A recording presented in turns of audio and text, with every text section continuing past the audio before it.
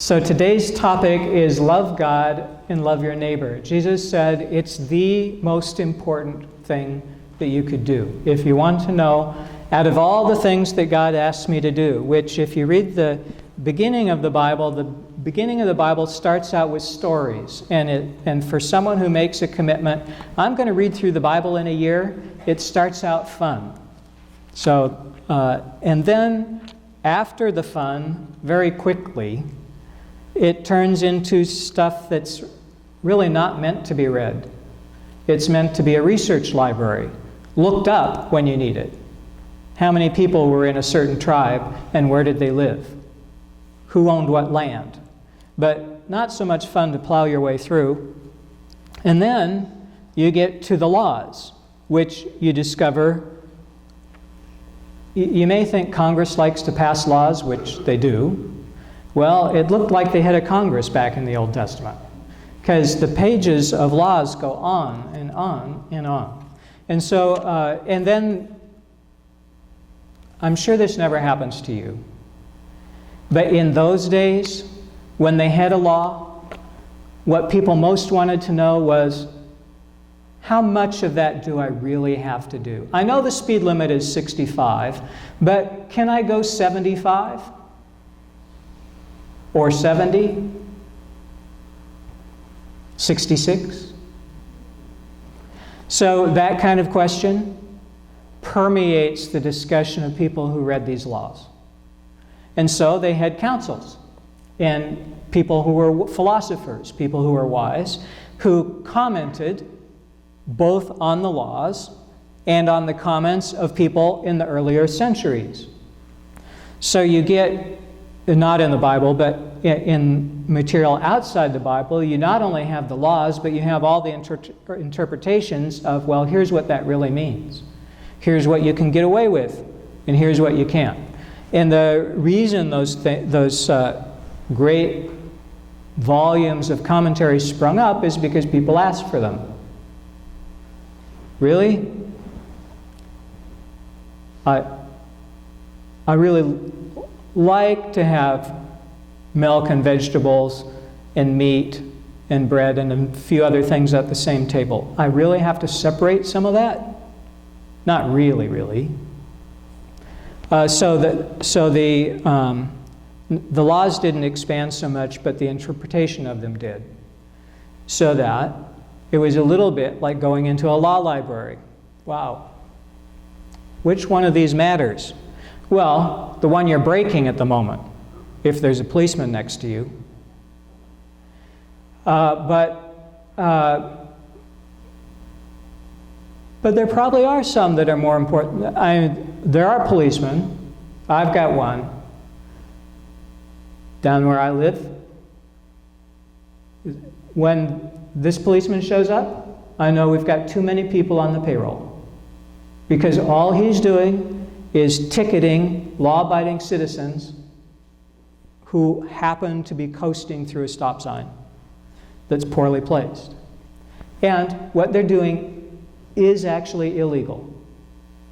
But what he's doing, he's not trying to find someone who is destroying society by infesting the elementary schools with drugs. He's not trying to find someone who's destroying businesses by robbing them from the Ukraine. There's lots of things he's not doing that he could be doing with his time. Instead, what he's doing is looking to see if he can make a little bit of money. All right.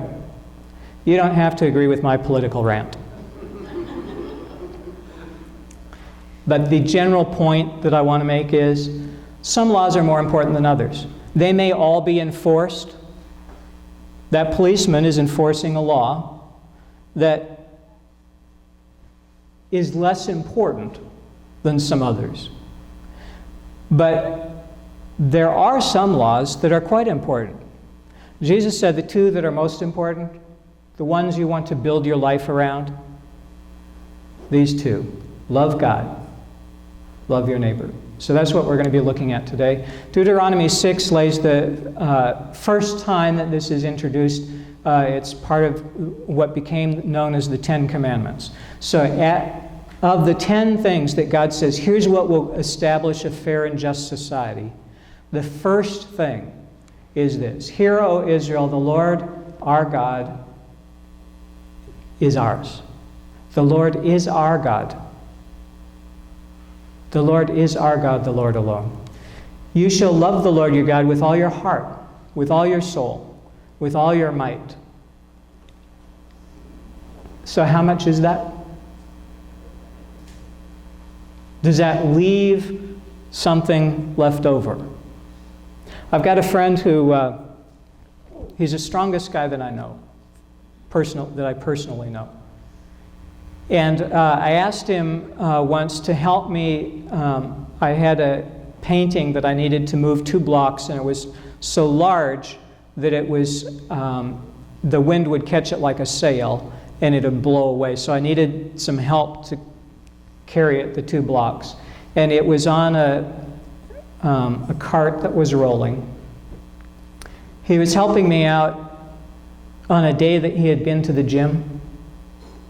And there was something that weighed nothing that needed to be put on top of the cart.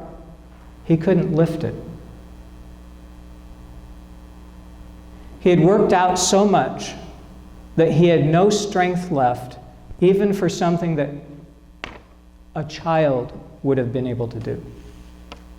Well, he had gone all out. And it helped me see, oh, I can tell why he's so strong now. He's willing to work that hard. And some of the rest of us are the way we are because we're not willing to work that hard. And this happens in all areas of your life. It's not just physically working out. It's how you do things financially, how you control your tongue. All aspects of your, whether you love your kids or not, all aspects of your life, there's a continuum from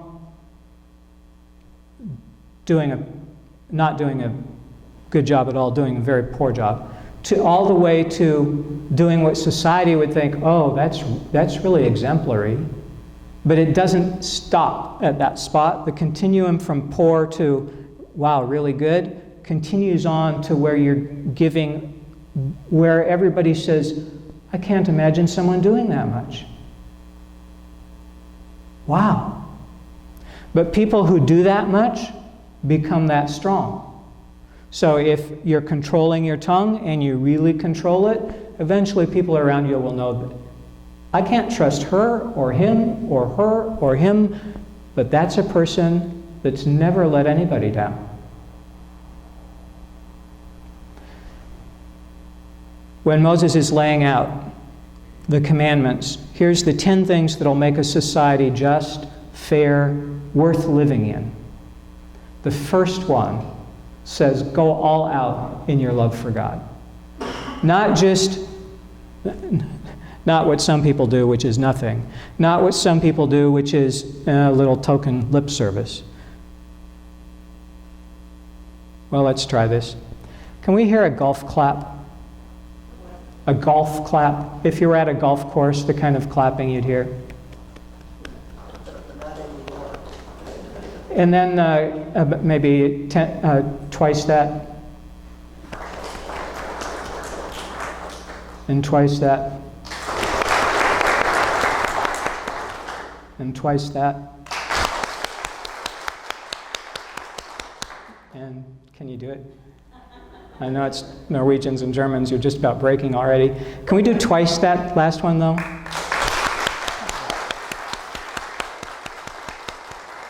And you know, if there were Italians here, we could easily do twice that again, right? So you know what happened? From the golf clap up somewhere to where it doubled, I saw smiles appear all over. Not on the golf clap.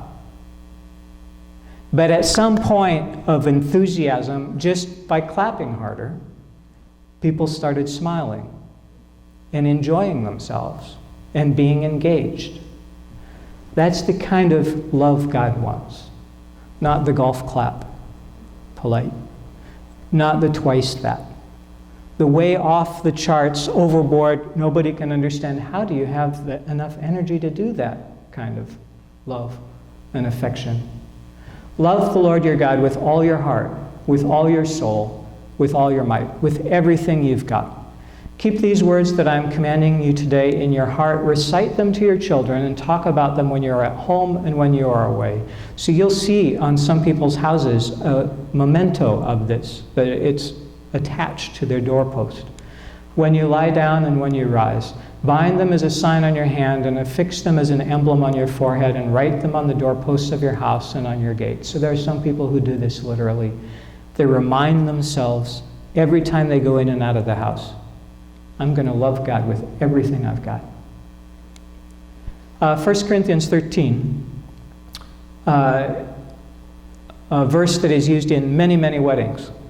I tend to think it's really probably not so much for the couple as for all the people in the audience who are being reminded what love is for themselves, but also for the couple. But many people who are in the middle of marriages and various states in their lives, Paul starts out saying, I can do some amazing things. For instance, if I speak in the tongues of mortals and angels, where I live, it's filled with Brazilians, all kinds. So if I know Portuguese and Italian, there's Italians there, and French and German, and I think those are the main languages, Spanish probably. If I know all those languages, and in addition, know how to speak in tongues, and can speak in the language of angels, if I'm able to go to China and converse with the people there, and go to Japan and converse with the people there, it's amazing when someone is able to have more than one language. If I could do that, but I don't have any love, it's just noise. It's not worth it. If I speak in the tongues of mortals and of angels, but don't have love, I'm a noisy gong, which some of you may know a YouTube video that calls for more cowbell. This is not it's not the kind of, a noisy gong is something that is fun if you're 5, but not so much fun if you're in the middle of a beautiful, otherwise gorgeous orchestral piece and someone hits it out of turn and keeps on hitting it out of turn. It's like that if you don't have love. Irritating. Makes everybody around you think, oh, stop that. If I have prophetic powers and understand all mysteries and all knowledge, it's really cool when you know a lot. I know y'all do. You have more knowledge than the President of the United States 30 years ago. You do. But if you have all that, beyond that, not just the facts and the misconceptions and all the things that aren't facts but masquerade as facts, if you know all the stuff and beyond that know what God's thinking, know God's perspective, if you even know God's perspective but don't have, more than that, if you have faith so as you can move mountains, if you can accomplish stuff with what you know but don't have love, nothing. You got nothing.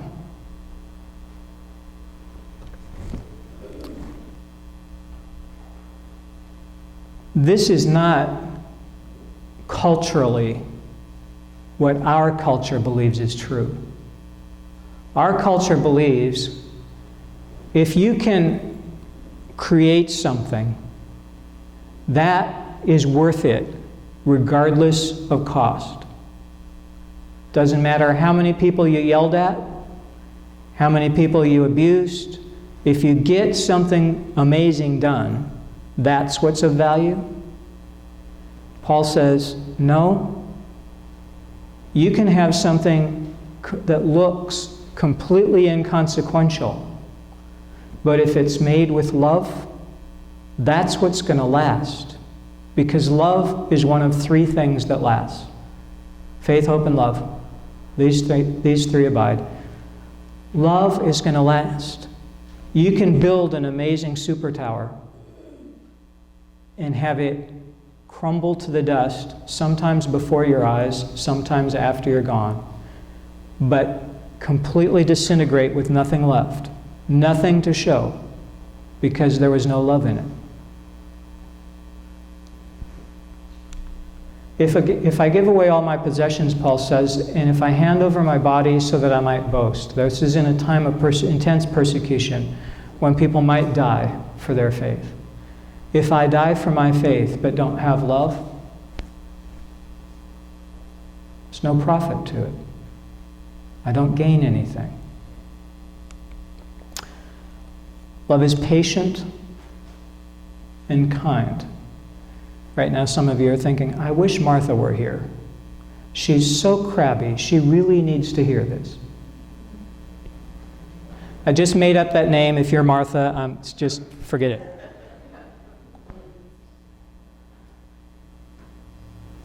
Oh, if you're Martha and you're tuning in, maybe it was for you. You have to sort that out. There are lots of things God says that we wish somebody else would pay attention to. Pretty much they're all for us. But this is for us. It's the most important thing, Jesus says. Love God, love your neighbor. Places in the Bible say you can forget everything else. All the other laws, you don't have to know them if you do these two. If you do these two, it's sufficient.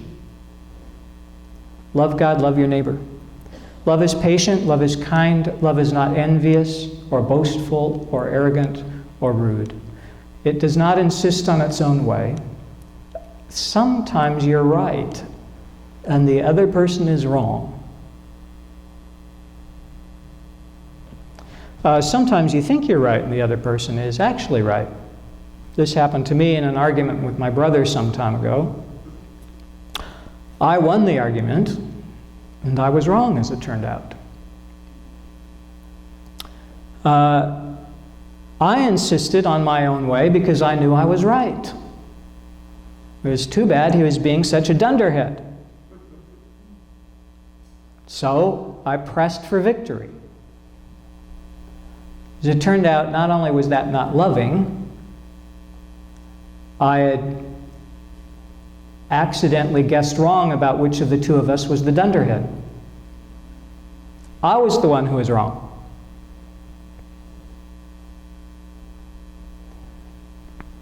I'm not sure how to interpret this for all situations, because there are times when the other person is wrong and what they're doing is wrong and needs to stop.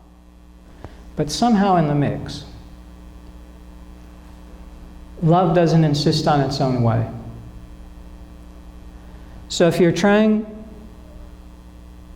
you probably don't do this, but if someone is trying to evangelize by telling the other person how wrong they are,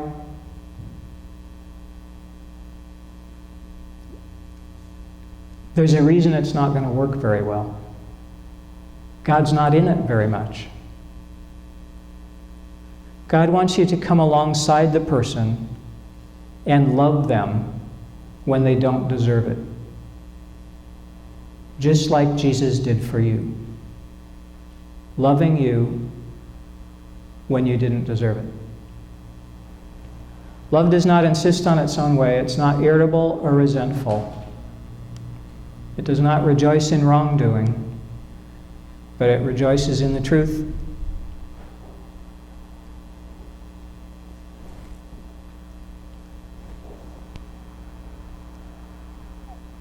One of the things that gets people confused is they think love is a mushy emotion. Love is not.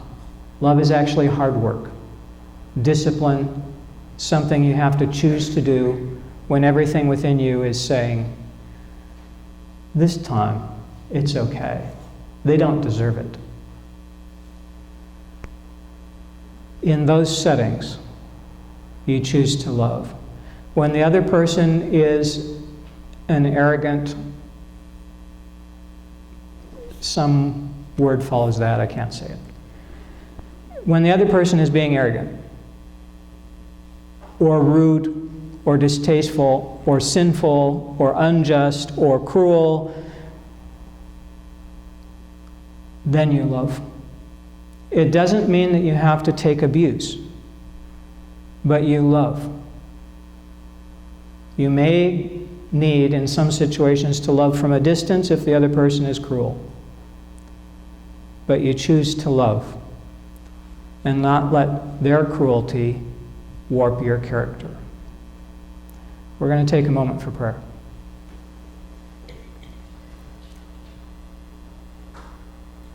God, thank you so much that you first loved us, that you gave us this amazing planet and showed us, demonstrated for us what love was like. And then when we didn't get it very well, you sent Jesus, who gave up everything so that he could be with us and show us what your love actually looked like. Thank you so much for your mercy. For people listening today who haven't yet accepted Jesus as their Lord and who would like to, we thank you that you make it so easy that all they have to do is ask, Jesus, be my Lord.